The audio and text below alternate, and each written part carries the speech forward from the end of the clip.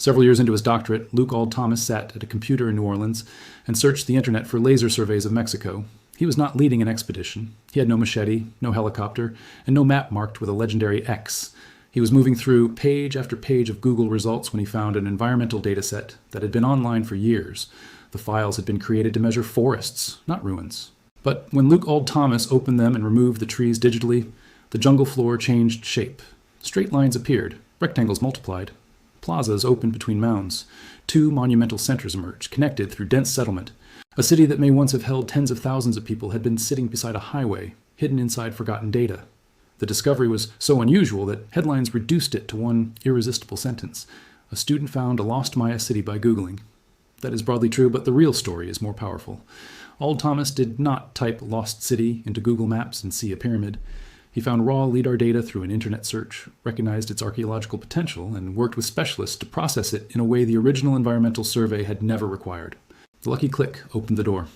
Training, patience, collaboration, and thousands of careful decisions revealed what was behind it. The city was later named Valeriana after a nearby freshwater lagoon in the Mexican state of Campeche. Its scientific announcement arrived in October 2024 in the journal Antiquity.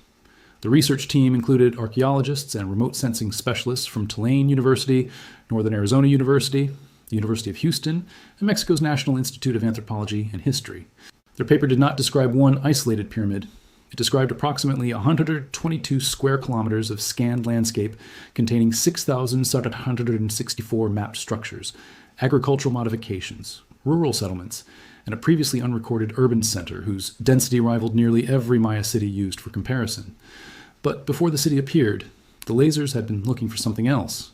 In 2013, a forest monitoring initiative called Alianza MRED Plus commissioned airborne LiDAR surveys across parts of Mexico. The goal was connected to forests, carbon, and environmental management. An aircraft carried a sensor that fired enormous numbers of laser pulses toward the ground. Many pulses struck leaves and branches. Some passed through gaps in the canopy and reached soil, stone, terraces, ditches, and collapsed buildings below. By measuring how long the reflected light took to return, researchers created a three-dimensional record of the landscape. For ecologists, the canopy was valuable information. Tree height, forest structure, and biomass were the main targets. For archaeologists, the canopy was the obstacle. They wanted the small percentage of laser returns that had reached the ground. If those points could be isolated, software could build a terrain model with the vegetation removed. A jungle that would take years to cross on foot could disappear from a digital map in seconds, leaving the faint shapes of walls and platforms exposed. The old files, however, contained a hidden problem. The original processing software had been trained to identify natural ground beneath forest. Some Maya mounds were so steep and well preserved that the program treated their upper sections as objects above the ground and cut them away. In the first terrain models, large ancient buildings had been partly flattened by an algorithm designed to remove trees. The evidence was present, but the computer had misunderstood it. Auld Thomas and his colleagues sent the original point clouds through methods refined by the National Center for Airborne Laser Mapping for Archaeological Work. The new model reached a resolution of 1 meter per pixel. Instead of smoothing away sharp artificial slopes, it preserved more of the architecture. The team then used terrain visualizations that emphasized tiny changes in height and angle. What looked like an irregular forest floor became a city plan. The researchers did not allow software to announce every bump as a Maya house. Analysts manually traced features in mapping programs. At least 3 people reviewed the candidates independently. When they disagreed, the group reconsidered the shape and decided by a majority vote whether to include it. This was not a machine discovering a city by itself. LiDAR created visibility. Archaeological experience turned visibility into interpretation. Then, one survey block delivered the shock. The block covered 6 square kilometers beside the communities of Dos Lagunas and Belha. Settlement and engineered agricultural land filled the scanned area. At the northeastern edge stood the largest monumental center. Roughly 2 kilometers away stood another. Between them was continuous dense occupation rather than empty jungle. The map suggested homes, patios, platforms, fields, terraces, and infrastructure, binding the 2 hubs into one urban landscape. The larger precinct contained the features archaeologists expect from a classic Maya political capital. Enclosed plazas formed ceremonial and administrative space. Temple pyramids rose above surrounding buildings. A court marked the place where the Mesoamerican ball game could be played before spectators and elites. A broad causeway connected major spaces. A seasonal watercourse had been dammed to create a reservoir. A probable E-group architectural arrangement suggests that the city's beginnings may reach back before AD 150, centuries before its likely peak. The discovery did not mean that every structure was standing at the same moment. LiDAR sees shape, not date. A house built in one century and a platform rebuilt 200 years later can appear together on the same digital surface. Only excavation, ceramics, radiocarbon samples, and construction sequences can be established when individual neighborhoods were occupied. Still, the density and organization were impossible to dismiss. This was not a scattering of farmsteads. It was a major city. The team named it Valyriana because its ancient name has not been recovered. Somewhere beneath the vegetation, there may be carved monuments, painted texts, or pottery that preserves the title used by its rulers and residents. Until such evidence is found, Valyriana is a modern research name. The people who built the causeways and gathered in its plazas would not have recognized it. The number attached to the city became almost as famous as its discovery. Reports suggested that between 30,000 and 50,000 people may have lived there near its height, often placed around the 8th and 9th centuries. 50,000 is an upper estimate, not a census recovered from Maya records. The peer-reviewed LiDAR paper focused on structures and settlement density rather than presenting a final population total. Population estimates require assumptions about how many buildings were homes, how many people lived in each household, and how many structures were occupied simultaneously. Even with that caution, Valyriana was enormous by regional standards. The urban block reached local densities of up to 426 mapped structures per square kilometer. Among the comparative sites used by the researchers, only Calakmul reached a higher maximum. More importantly, Valyriana's densest core lay against the edge of the available survey. The city continued beyond the scanned window, and another LiDAR transect 5 kilometers north showed matching building density and agricultural engineering. The map may have captured only part of a wider urban system. Imagine the city when it was alive. At sunrise, smoke would rise from household hearths across the hills. Families would grind maize, carry water, prepare tools, and step into patios surrounded by buildings raised on platforms. Farmers would move through managed land that later generations mistook for untouched wilderness. Field walls and terraces would control soil and organize cultivation. Paths would connect houses to neighborhood compounds, reservoirs, workshops, and ceremonial centers. The tallest pyramids would be visible from many parts of the city, not as abandoned ruins, but as painted buildings renewed through labor. Plaster would brighten walls and plazas. Rulers, priests, scribes, artisans, traders, farmers, laborers, children, captives, visitors, and messengers would share the same landscape without sharing the same power. The city's architecture would tell everyone where authority lived, where ceremonies occurred, and which roads drew people toward the center. On certain days, crowds may have gathered around the ball court. The Maya ballgame was not simply entertainment. Depending on time and place, it could be connected to politics, ritual, diplomacy, competition, and stories about cosmic order. At Valyriana, the court's presence signals participation in a wider Mesoamerican world. The city was not an isolated experiment hidden in the forest. It shared institutions and architectural language with other Maya centers. The reservoir tells another story. The lowlands of the Yucatan Peninsula contain seasonal rainfall and landscapes where dependable surface water can be limited. Supporting a dense population required planning beyond the household. By damming an arroyo, Valyriana's inhabitants created stored water close to the monumental core. That reservoir was not evidence that the city had conquered nature. It was evidence that urban life depended on constant negotiation with rainfall, drought, soils, and labor. The probable E group reaches even deeper into the city's history. These arrangements usually include buildings placed in a distinctive relationship across a plaza and are associated with early public architecture in the Maya world. Their precise functions and astronomical meanings remain debated, but their presence often points to foundations established long before the great late classic cities reached their maximum size. Valyriana may therefore have grown through centuries of rebuilding rather than appearing suddenly at its peak. Every new ruler could enlarge a platform, cover an earlier temple, redirect movement, and attach their authority to older sacred space. Beneath the visible mounds may be layers of architecture stacked like memory. What LiDAR shows as one pyramid could contain several earlier buildings sealed inside it. Excavation may someday reveal the moment a modest ceremonial settlement became a crowded political capital. The homes also matter because cities are not created by monuments alone. Curved residential patios at Valyriana resemble a regional style previously documented at Pekal and in nearby survey zones. Their repetition suggests shared building traditions and social habits. Families organize life around open spaces where cooking, craft production, childcare, storage, and conversation could occur. The shapes on the LiDAR map are not just dots used to calculate population. They are the outlines of daily relationships. This is what made the discovery important beyond one city. For much of the 20th century, large sections of interior Campeche appeared nearly blank on archaeological maps. Dense forest, limited roads, and the cost of regional survey left enormous gaps. Scholars knew important Maya centers existed, but they debated how continuously settled the spaces between them had been. Were famous cities, islands, surrounded by lightly inhabited land, or were they parts of a crowded, engineered region? LiDAR had already revealed huge settlement networks elsewhere in the Maya lowlands, especially in Guatemala. Critics could still ask whether archaeological surveys were biased because researchers deliberately scanned places where large sites were already suspected. If you point an expensive sensor at famous ruins, you should not be surprised when it finds a dense ancient settlement. The Alianza data offered a different test. The environmental project had chosen its survey areas without trying to find Maya cities. Its blocks and long, narrow transects were effectively indifferent to the archaeological record.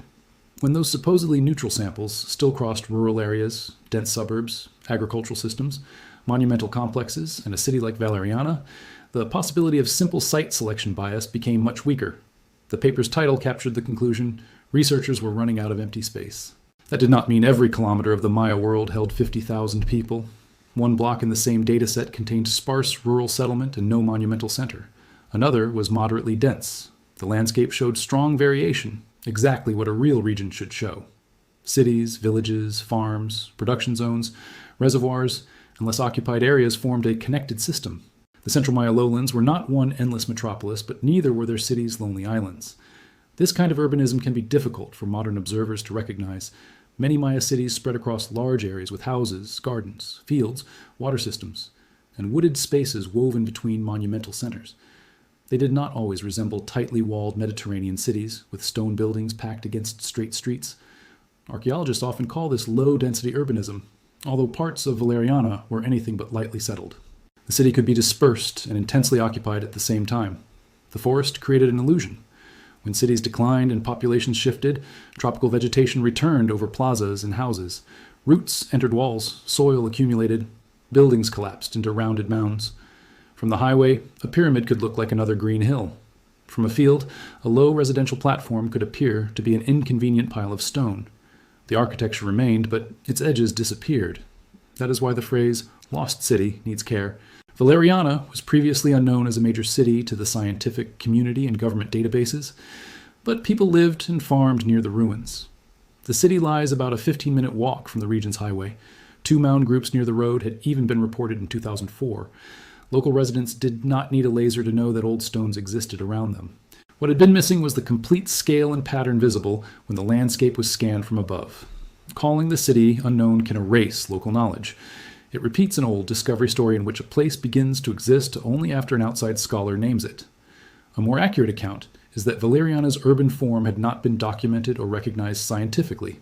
The student did not create the ruins, and the LiDAR did not make local history real. The technology connected scattered visible remains into a map that institutions could no longer ignore.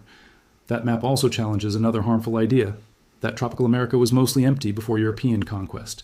Dense forests were often treated as evidence that few people had ever transformed the land. Valyriana shows the opposite. Settlement platforms, field walls, terraces, reservoirs, and roads covered spaces later described as wilderness. The forest was not proof of an untouched past. In many places, it grew over a deeply human landscape. This does not mean the ancient Maya destroyed every part of their environment or lived in perfect balance with it. Dense cities demanded food, timber, water, fuel, plaster, and labor. Producing lime plaster required burning wood. Farming changed soils and vegetation. Reservoirs and terraces reorganized water and slopes. The landscape was managed intensely, and that success may have created vulnerabilities when rainfall patterns, politics, and populations changed. Why Valyriana declined remains unknown because the city has not yet provided a detailed archaeological chronology. Across the southern and central Maya lowlands, many political centers experienced disruption between the 8th and 10th centuries. Severe droughts occurred during parts of that period.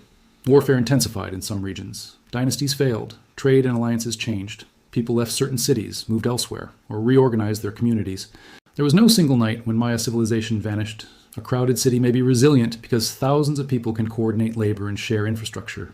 The same density can become dangerous when reservoirs fail, harvests shrink, or rulers lose legitimacy. If every productive patch is already claimed, families have fewer places to move. Drought can become hunger. Hunger can weaken political trust. Conflict can damage the systems needed to recover. Environmental and social pressures can reinforce one another until a city loses population faster than it can adapt. But the collapse at Valyriana must not be written before excavation. The LiDAR cannot tell us which drought affected its reservoirs, which ruler lost a war, or whether residents departed gradually. It cannot show whether parts of the city remained occupied after monumental construction ended. It cannot reveal the choices made by families who stayed or left. Those answers wait below the surface. The Maya themselves did not disappear. Millions of Maya people live today across Mexico, Guatemala, Belize, Honduras, El Salvador, and diasporic communities. Maya languages are spoken, traditions continue, and communities remain connected to landscapes filled with ancestral sites. Describing Valyriana as the work of a vanished people repeats the same mistake as calling the forest empty. Future research must therefore involve more than foreign excitement. Archaeological heritage in Mexico belongs under Mexican law and is managed by the National Institute of Anthropology and History. Fieldwork requires collaboration, permits, conservation planning, and respect for nearby communities. Publishing exact locations can create risks from looting and uncontrolled tourism. Open data produces discoveries, but it can also expose vulnerable sites. The first ground teams will have to test the digital city carefully. They will search for pottery that dates occupation. They may map standing masonry under the vegetation, inspect reservoirs, identify causeway surfaces, and determine whether shapes marked as houses are truly buildings. Some small mounds could be natural or piles of stone cleared from fields. Other structures too low for LiDAR may have been missed completely. The final count will change. The next stage could also overturn parts of the story that made Valyriana famous. Archaeologists may discover that the city was larger than the scan suggests, or that its monumental centers reached their peaks at different times. They may find neighborhoods occupied for centuries after political power weakened. A reservoir thought to serve thousands may prove to have been rebuilt repeatedly. A mound marked as a temple may contain a palace, workshop, or burial platform. Remote sensing gives researchers a powerful first draft, but the ground keeps the corrections. There's also a human question hidden behind the technology. Who decided to build 2 monumental centers instead of 1? Did separate noble families compete across the causeway? Did farmers own the terraces they worked? Or did rulers control harvests through tribute? Were markets held in the plazas? Did people arrive from distant regions during the city's growth? Pottery, isotope chemistry, burials, household tools, and inscriptions could answer parts of these questions, but each answer will require years of excavation. That timescale is easy to forget when a discovery appears online overnight. The public sees one dramatic LiDAR image and believes the city has been solved. In reality, the image is the beginning of a research program that may continue for generations. Valyriana was identified quickly because digital data compressed distance. Understanding its people will remain slow because archaeology must recover context one layer at a time. This uncertainty does not weaken the discovery. The researchers openly called their feature totals preliminary. Field validation in other Maya LiDAR projects often finds that false positives are balanced or exceeded by real structures the digital model could not see. The broad spatial pattern, one sparse area, one moderate area, and one dense city, is unlikely to disappear because a percentage of individual marks are reclassified. Chronology is the harder problem. Surface visible architecture in the central lowlands often favors the late Classic period because later rebuilding covers earlier phases and leaves the largest mounds. A map can therefore exaggerate how many structures were used at exactly the same time. Archaeologists will need excavation samples across neighborhoods, not only in palaces, to estimate the population responsibly. That is why the figure of 50,000 should remain a question, not a slogan. Valyriana may have supported a population in the tens of thousands, and its density makes a very large estimate plausible.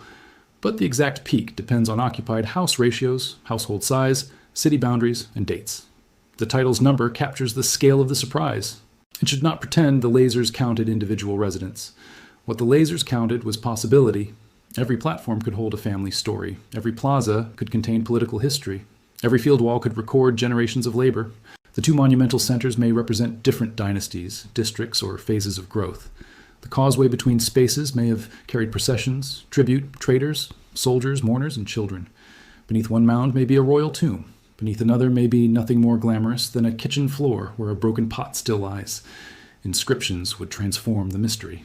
A carved monument could name the city, its rulers, wars, marriages, and relationships with Calakmul or neighboring centers. No such text has yet been announced. Until then, Valyriana is visible in shape without voice. We can see where people built, but not what they called themselves. That silence makes the discovery feel unfinished. Old Thomas found the city from hundreds of miles away, but discovery on a screen is not the same as understanding a place. LiDAR is exceptional at revealing patterns, yet it cannot smell wet limestone after rain, identify a potsherd's clay by touch, or ask residents what they know about the mounds beside their fields. The map is an invitation to archaeology, not a replacement for it. Still, the way Valyriana emerged changes the future of exploration. Around the world, governments, engineers, ecologists, mining companies, forestry projects, and disaster agencies have collected remote sensing data for purposes unrelated to archaeology. Some files are public, others sit in archives, poorly labeled or forgotten. A city may already have been scanned without anyone trained to recognize its walls. The next major discovery may require no new flight, only a researcher asking a different question of old information. This is what the student truly found on Google.